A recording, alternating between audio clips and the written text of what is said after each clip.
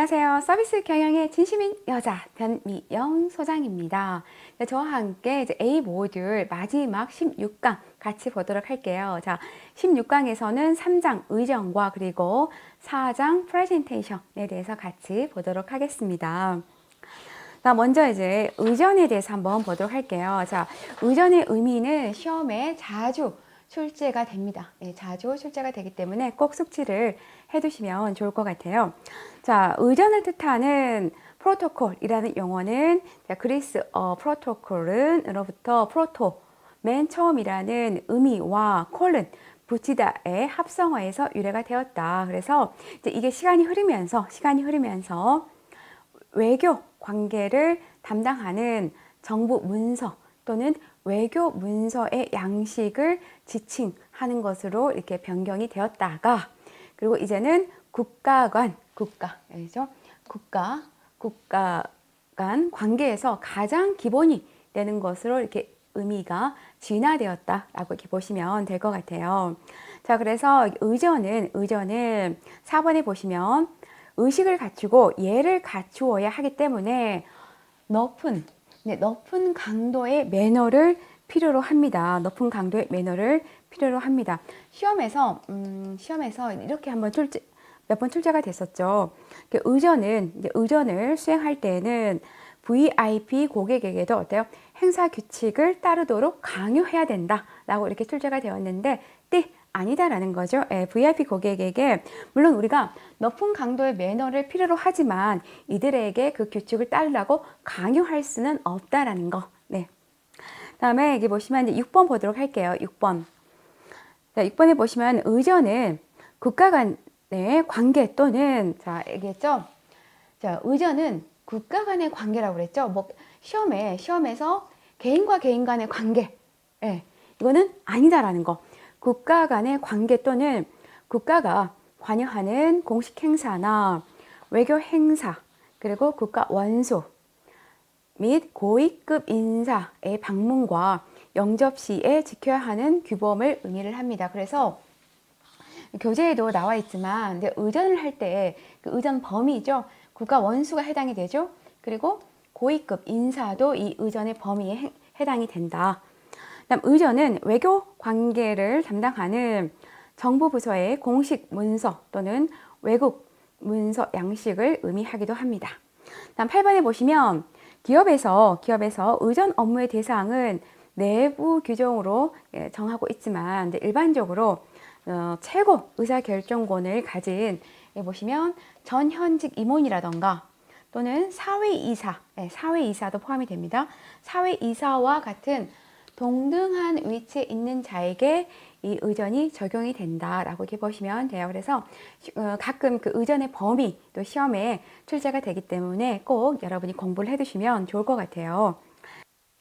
자, 다음은 이제 의전 OR에 대해서 한번 보도록 할게요. 자, 이 부분은 시험에 매우 출제가 잘 되기 때문에 꼭 숙지를 해두시면 좋을 것 같아요. 자, 의전 OR, 특히 이제 시험에서 의전 OR에 해당되지 않은 것은 그렇기 때문에 OR을 여러분들이 모두 숙지하셔야 되고요.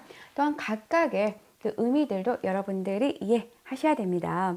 자, 여기 보시면 그래서 OR이라는 거는 이제 영어의 앞자를 딴 건데 상대에 대한 존중, respect, 그리고 상호주의 원칙, reciprocity, 그리고 문화의 반영, reflecting, 그리고 서열, rank, 그리고 오른쪽이 상석이다, right 해가지고 이게 OR인 거죠. 자, 그럼 하나하나의 의미를 살펴보면, 자, 상대에 대한 존중은 말 그대로 상대 문화 및 상대에 대한 존중을 의미를 합니다. 그래서 그 문화적 차이를 인정하는 거죠. 예를 들면 이슬람 국가 같은 경우에는 돼지고기를 먹지 않잖아요. 그렇기 때문에 이들을 접대할 때는 돼지고기를 빼고 접대한다라는 거죠. 다음 상호주의 원칙은 내가 배려한 만큼 어때요?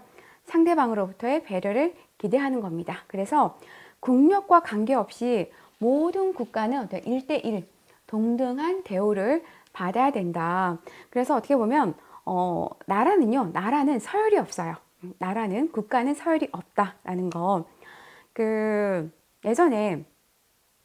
예전이 아니구나. 21년도에 코로나가 한참 창궐하고 조금 수그러들 때 이제 우리가 스페인에 도움을 이렇게 많이 줬잖아요. 그래서 이제 문재인 대통령이 스페인을 방문을 했습니다. 그때 이제 스페인 국왕이 정말 엄청 웅장하고 정말 웅장하고 화려하게 문재인 대통령을 이렇게 환송했습니다.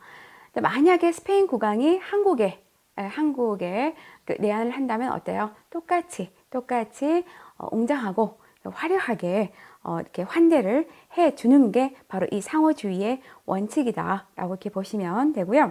그다음 문화의 반영. 자, 문화의 반영이라는 거는 말 그대로 그 특정 지역, 특정 문화를 이해하고 우리가 의전을 할 때도 그 문화를 반영해서 의전을 행해야 된다라는 의미예요. 그렇기 때문에 뭐 예를 들면 여러분들 아실지 모르겠지만 99년도에 그 영국의 엘리자베스 여왕이 한국을 방문하면서 안동 마을을 방문을 했죠. 그때 이제 안동에 있는 그 집 고택에 내실을 들어가면서 신발을 손수 벗는 모습이 정말 전 세계적으로 이렇게 반영이 됐습니다. 그래서 이제 어떻게 보면은 이 엘리자베스 여왕이 어때요? 한국의 전통 문화를 전통 문화를 존경하고 그 행동으로 옮겼던 게 이제 큰 화제가 이렇게 되었었죠. 이게 바로 이제 우리 한국 문화만의 그런 문화를 반영한 그런 뭐라고 그럴까? 행동이다라고 보시면 되겠죠. 특히 또 여기 보시면 이제 서구 문화 같은 경우는 어때요? 여성에 대한 퍼스트 레이디라고 해서 여성에 대한 그 예우가 특별하잖아요. 그렇기 때문에 이제 이러한 문화를 반영해서 어때요? 의전을 할 때 이루어져야 된다. 문화를 반영해서 의전이 이루어져야 된다라고 이렇게 보시면 됩니다. 여러분들 좀 이게 헷갈릴 것 같아요. 상대에 대한 존중과 문화에 대한 반영. 조금 헷갈릴 수 있을 것 같은데 상대에 대한 존중은 말 그대로 그 문화적 차이를 인정하는 거고요. 일단 문화의 반영, 이건 반영이잖아요. 예. 반영이기 때문에 우리가 의전을 행할 때 그 문화의 그 각 나라의 문화를 반영해서 의전이 이루어져야 된다라고 이렇게 보시면 될 것 같아요. 자, 다음에 서열. 자, 서열은 이제 의전 행사에 있어서 가장 기본이 되는데요.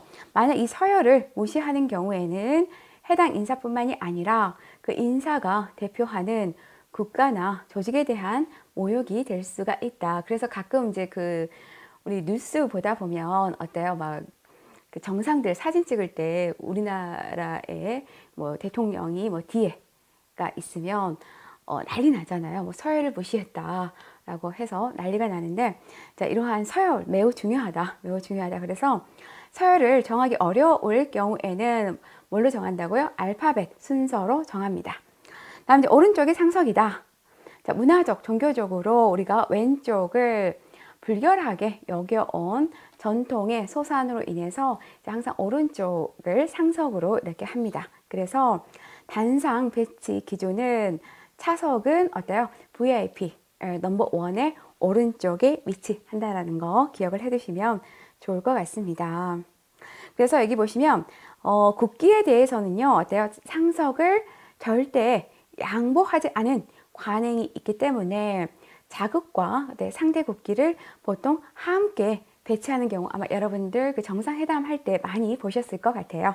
자, 이렇게 해서 의전 5R에 대해서 한번 살펴보았고요. 자, 그러면 콕콕 문제풀이 한번 보도록 할게요. 자, 의전에 대한 설명으로 적절하지 않은 것은 1번 혼란 방지를 목적으로 하죠. 그렇죠? 목적으로 합니다. 그리고 의전은 예절과 격식을 갖추어 행사를 원만하게 처리하는 기준을 말하죠. 다음 3번 행사의 효율성을 극대화하는 노력이 중요합니다. 그렇죠? 다음 4번 형식과 절차보다는 편안함과 자연스러움이 중요하다. 네, 편안함과 자연스러움이 아니라고 그랬죠. 아까 처음에 우리가 의전의 그 의미에 대해서 할 때 어때요? 고강도의 높은 그런 그 규칙이 필요하다고 했죠. 그렇기 때문에 편안함과 자연스러움을 추구하지는 않습니다. 형식과 절차 또 우리가 의전에서는 추구를 한다. 그렇다고 해서 어때요? 그 VIP 고객들에게 너무 그 형식을 어때요? 강요해서는 또 안 된다라는 거, 안 된다라는 거. 그다음에 의전이라는 건 말 그대로 관습이라던가 의례라던가 또 이 절차 등이 적용되는 거를 의미를 한다라고 이렇게 보시면 될 것 같아요. 그다음에 이제 서열에 대해서 한번 보도록 할게요. 서열. 자, 서열을 보시면 이제 한국에서의 서열을 보시면 시험에 여기서는 자주 출제되었던 부분이 제가 이렇게 파란 글로 체크를 해 두었는데요.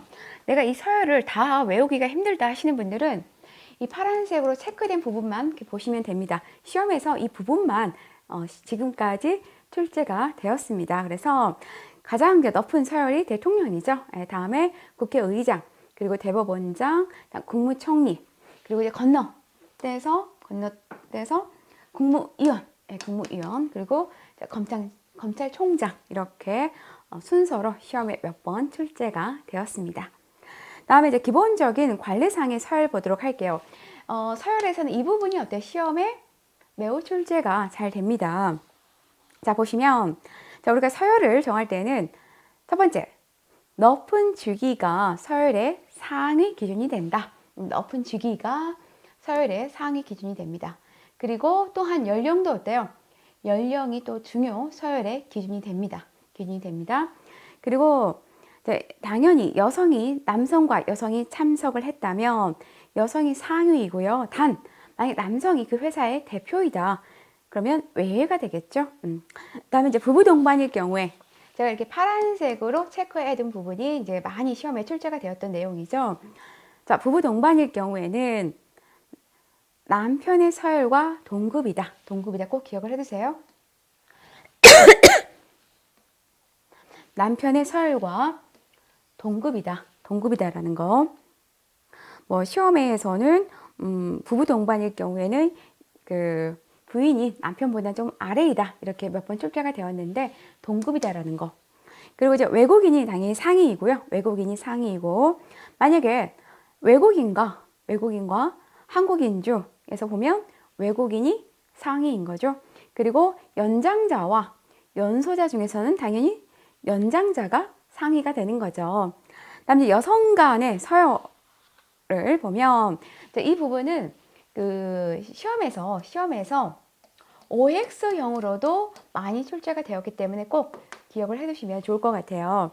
자, 여성 간의 서열은 가장 첫 번째가 기혼 여성입니다. 네, 기혼 여성. 다음이 이제 미망인이죠. 네, 미망인. 그리고 다음이 이제 이혼한 부인. 그리고 마지막이 미혼 여성 순이다라고 이렇게 보시면 될 것 같습니다. 자, 이렇게 해서 우리가 서열까지 한번 살펴보았고요. 자, 그러면 문제풀이 한번 해보도록 할게요. 자, 다시 한번 짚고 넘어갈게요. 자, 기본적인 관리상의 서열로 거리가 먼 것은 1번, 연령이 중요 서열의 기준이 된다. 그렇죠? 연장자가 더 상위라고 그랬죠? 그다음 외국인이 상위이다. 네, 한국인과 외국인이 있을 경우에는 외국인이 더 상위이다. 다음 높은 직위가 서열의 상위 기준이 된다라고 했죠. 다음 부부 동반일 경우 남편의 서열보다 한 단계 아래이다. 네, 한 단계 아래이다라고 아니라 아까 뭐라고 그랬죠? 네, 동급이라고 그랬죠? 네, 동급이다. 꼭 기억을 해두세요. 동급입니다. 다음 5번 여성 간의 서열은 첫 번째가 기혼 여성이라고 그랬죠. 두 번째가 미망인, 그리고 세 번째가 이혼한 부인, 마지막이 미혼 여성 순으로 이렇게 서열을 정한다라고 이렇게 보시면 될 것 같습니다.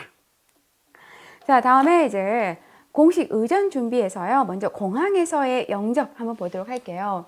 자, 이것도 시험에 출제가 되는데 뭐 예를 들면 이런 거죠. 뭐 공항에서의 영접 활동이 아닌 것은 이렇게 출제가 되기 때문에 1번부터 5번까지 여러분들이 모두 숙지를 해 두셔야 됩니다. 자, 그래서 공항에서 영접을 할 때는 먼저 공항 VIP 라운지를 예약합니다. 그리고 이제 출입국 수속을 위해서 공항 출입국 관리 사무소 및 세관의 협조를 요청을 해야 되겠죠. 다음 환영 인사 대상 및 인원수를 확인하고요. 그리고 카메라, 기사, 를 동반할 건지 아닐 건지도 확인을 해야 된다. 다음에 이제 탑승 이동 차량을 확인을 해야 됩니다. 혹시 경호 차량이 필요할 경우에는 어때요? 경찰청과 협의해서 준비를 해야 되겠죠? 자, 그러면 다시 한번 체크해 보도록 할게요. 자, 공식 의전 준비 시 공항에서의 영적 준비 사항에 해당되지 않은 것은 1번 공항 VIP 라운지 예약한다고 그랬죠? 그리고 탑승 이동 차량을 확인한다고 했죠. 다음에 3번 카메라 기사를 동반하는지 확인한다고 했죠. 4번 익스프레스 체크인을 확인한다. 자, 이거는 익스프레스 체크인은 이제 공항이 아니고 어디서 확인하는 거죠? 네, 호텔에서 확인하는 거죠. 네, 호텔에서 확인하는 겁니다. 그래서 익스프레스 체크인은 이제 보통 이제 VIP 같은 경우에는요, 그 체크인 절차를 거치지 않고 어때요? 미리 그 배정해 놓은 룸으로 바로 이렇게 들어가는 것을 의미를 합니다.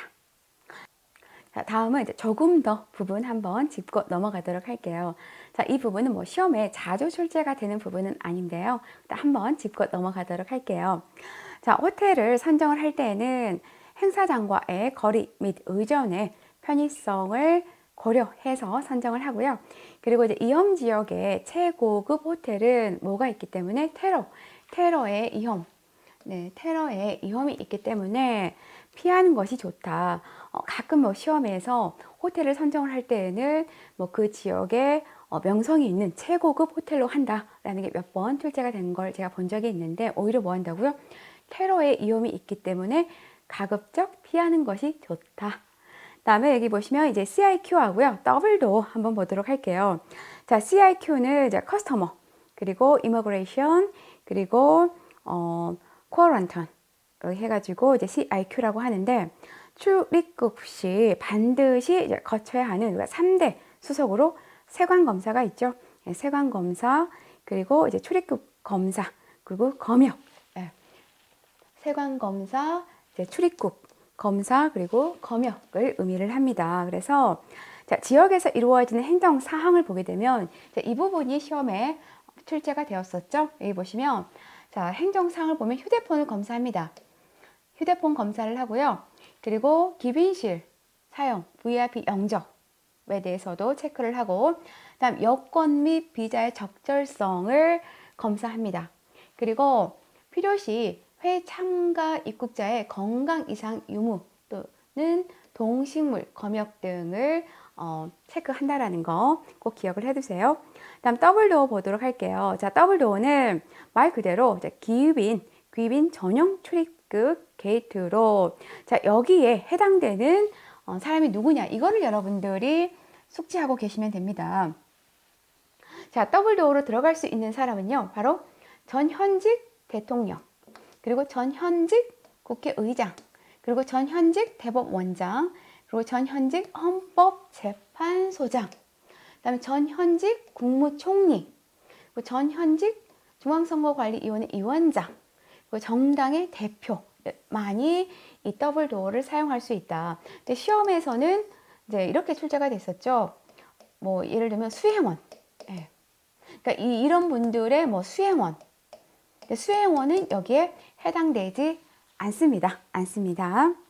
자, 이렇게 해서 CIQ, 더블도어 기억을 해주시면 좋을 것 같아요. 자, 다음에 이제 의전에 있어서 자, 선물 규정에 대해서 한번 살펴보도록 할게요. 자, 선물을 할 때에는 여기 보시면 이제 파란 부분만 체크를 할게요. 자, 비영리 목적이라 할지라도요, 선물 가격이 미화 100에서 200달러, 100에서 200달러를 초과하지 않도록 규정하고 있습니다.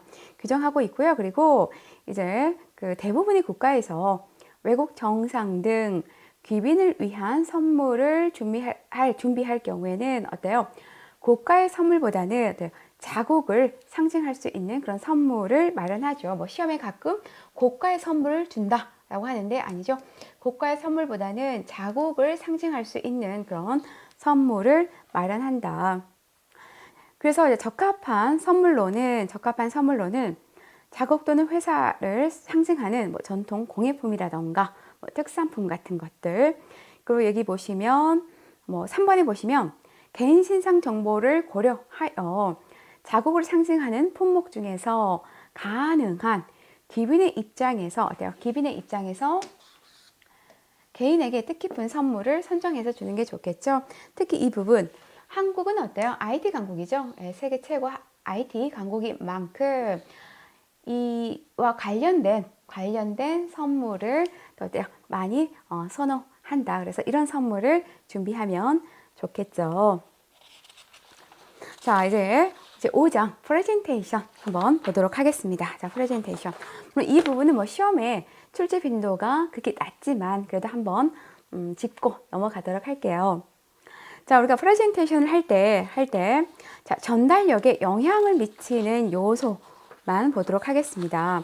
특히 이제 제가 파란색으로 체크해둔 부분만 지금까지 시험에 출제가 됐기 때문에 이 부분만 짧게 언급하고 지나갈게요.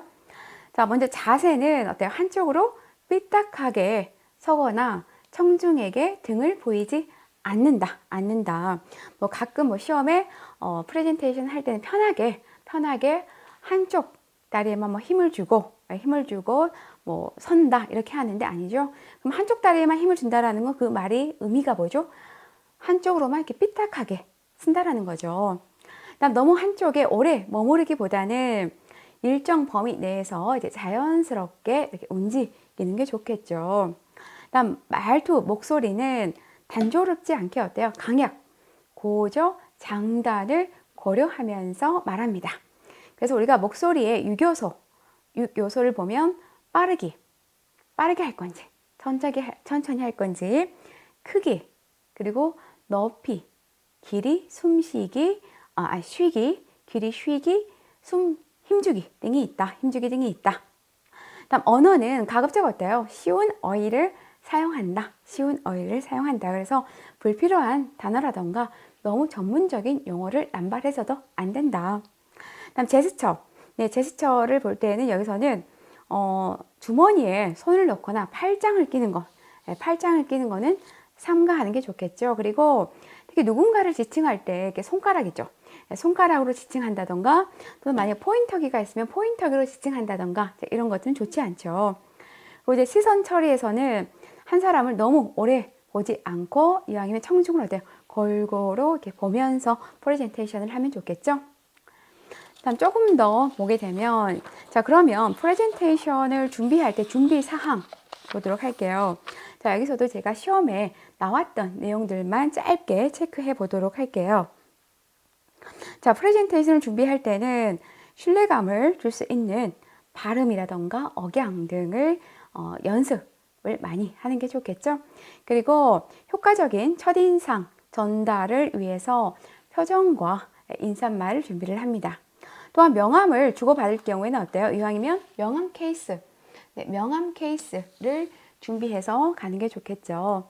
그리고 이제 프레젠테이션을 할 때 이왕이면 어때요? 그 장소와 어울리는 액세서리도 준비해 가는 게 좋습니다.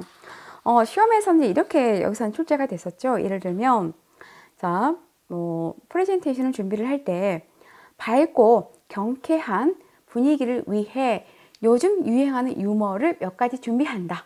언뜻 보면 맞을 것 같아요. 그렇죠? 맞을 것 같지만 오답이라는 거.